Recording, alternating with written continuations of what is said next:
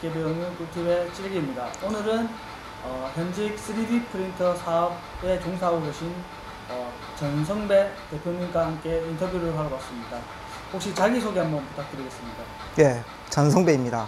현재 진주와 창원에서 SB3D라는 업체에서 사업을 하고 있고, 예, 젊은 나이에 사장이 되어서 지금 매우 고생 중인 사장 중 한 명이라고 생각해 주시면 될 것 같습니다. 혹시 나이가 어떻게 되십니까? 92년생입니다. 와, 92년생이면 엄청 젊으신. 그러면 어떻게 하다가 이제 3D 프린터를 하게 되셨습니까? 그런 거 있죠. 길거리 같은 걸 지나가다가 저 자리에 카페가 딱 생겼는데, 와, 저 자리 카페가 막 겁나 잘 돼.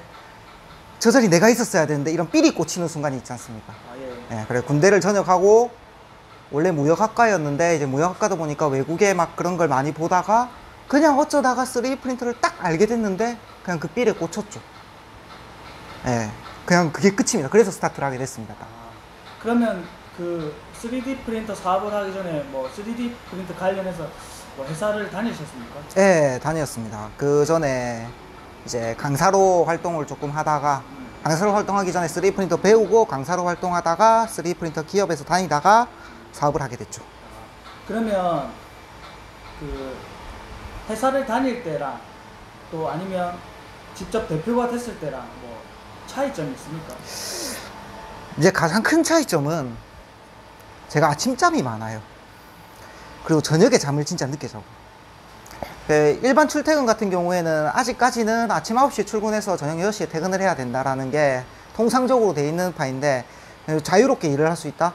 그렇다고 뭐 일을 아예 와서 안 한다까지 수준은 아닌 것 같고, 와가지고 일을 하다가 저가 뭐 아침 한 11시쯤에 출근을 해서 저녁에 한 12시쯤에 퇴근을 하는 그런 식으로 항상 로테이션이 돌아가는데, 일단 일반 직장에 있을 때보다는 그것보다는 그런 면에서 일단 제가 매우 만족하고 있는 부분입니다.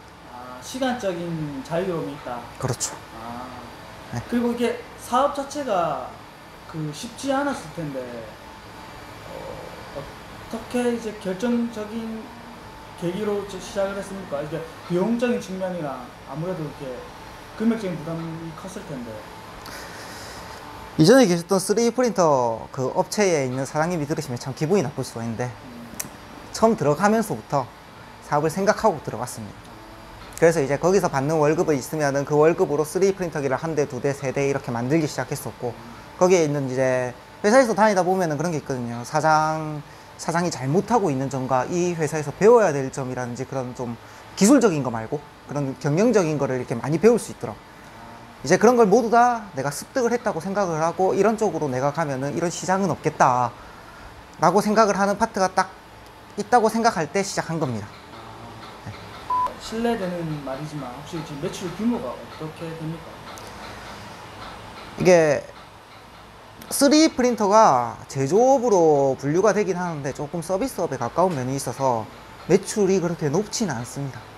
근데 순이익이 꽤 높은 편이어서 뭐 매출에 대해서 정확하게 말씀을 드릴 수 없고, 뭐 대략적으로 말씀드리면 뭐 직원 4명 있으면서 제가 한 달에 그냥 일반 월급 받는 분보다는 많이 들고 갈 수 있을 정도는 지금 딱 그 정도 규모인 것 같습니다.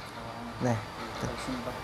궁금한 게 있는데, 그러면 3D 프린터 하나 제품을 만드는 과정이랑 혹시 비용적인 측면이 어떻게 진행이 되는가요, 혹시? 이제 아까 말씀드린 것처럼 3D 프린터가 제품이 좀 서비스라는 게 붙는 게, 어떤 분들은 3D 프로그램을 사용할 줄 알아서 완벽한 설계를 저희한테 보내주시면은 그냥 그대로 제품을 만들어서 나가는 경우가 있는데, 실질적으로는 사람들이 그냥 아이디어만 가지고 오시는 경우도 생각보다 많이 있습니다. 그냥 뭐 빨래집게를 만들고 싶은데 난 빨래집게를 뭐 동그랗게 만들고 싶다 라고 오시는 분들도 계세요. 그럼 이제 저희가 그 아이디어를 접수를 받고, 가장 길게 가는 파트가 그 아이디어를 접수를 받고 그걸 3D로 그립니다.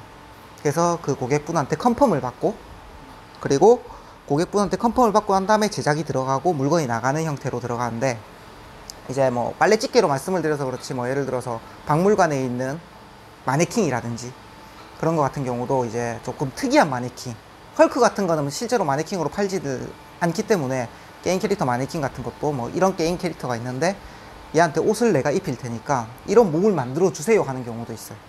그러면 이제 그걸 보고 제가 그려서 제작까지 하는 거고, 비용은 천차만별이긴 한데, 이제 예를 들어서 이런 겁니다.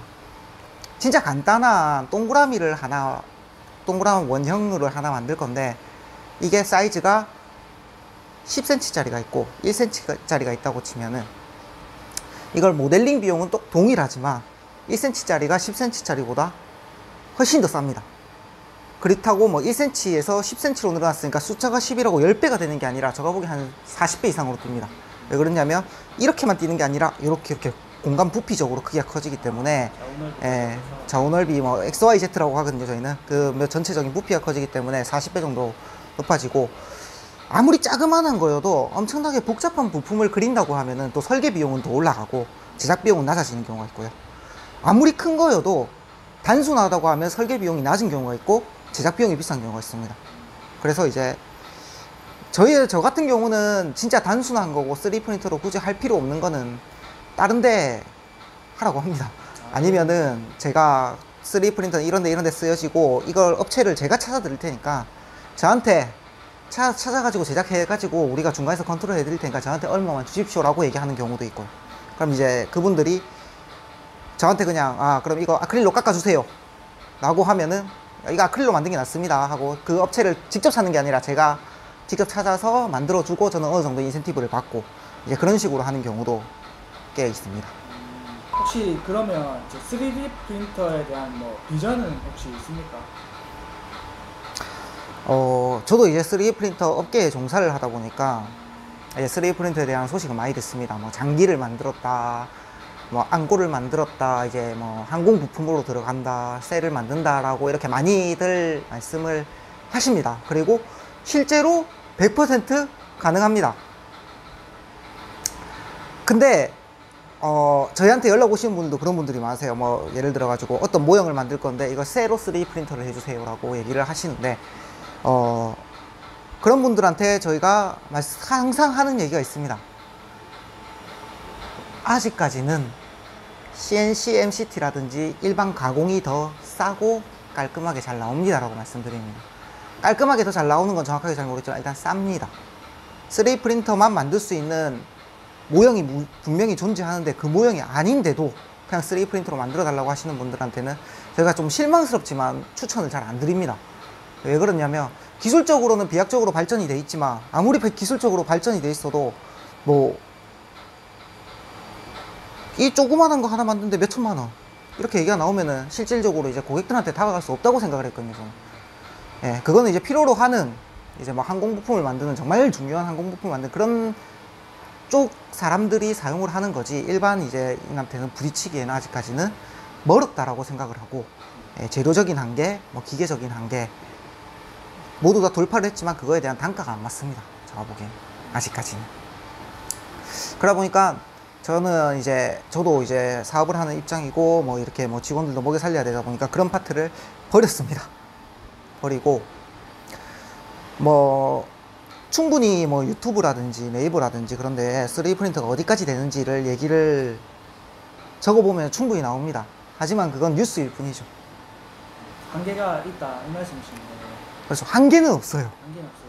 집까지 짓고 한계는 없다고 봅니다. 저도 3D 프린터가 아직까지 한계점에 도달하지 않았다라고 생각을 하는데, 한계는 아직까지 한계점까지는 도달하지 않았는데 그게 이제 우리 피부에 와닿기에는 아직까지는 조금 시기상조이지 않나 라는 생각을 합니다.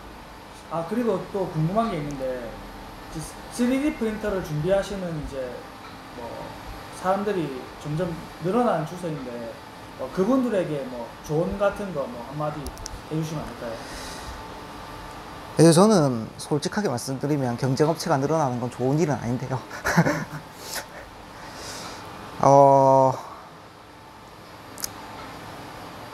3D 프린터 사업을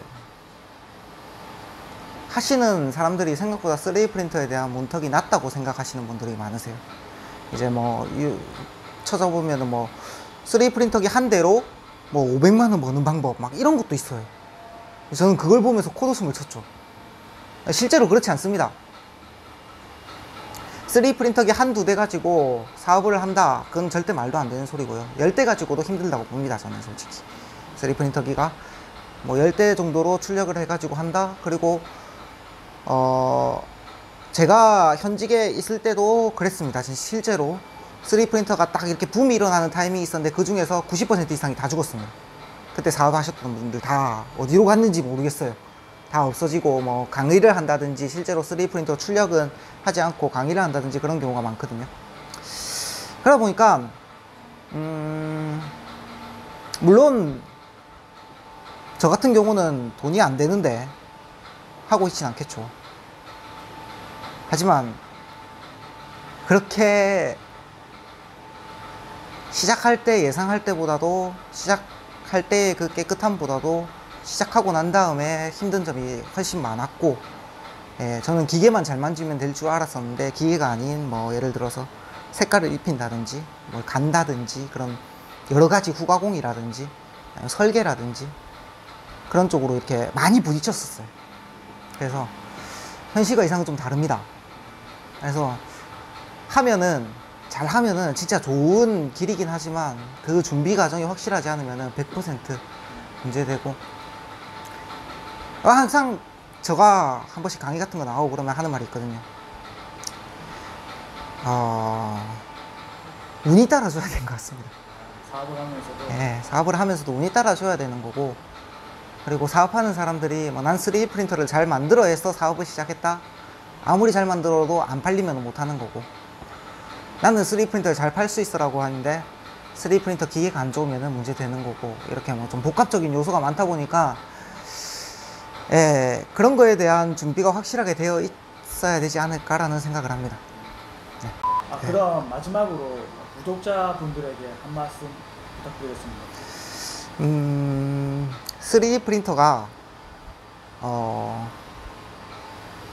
언젠가는 저는 여러분들한테 이제 아직까지는 제가 아까 말씀드린 대로 뭐 피부에 와닿진 않지만 피부에 와닿는 날이 올 거라고 생각을 합니다.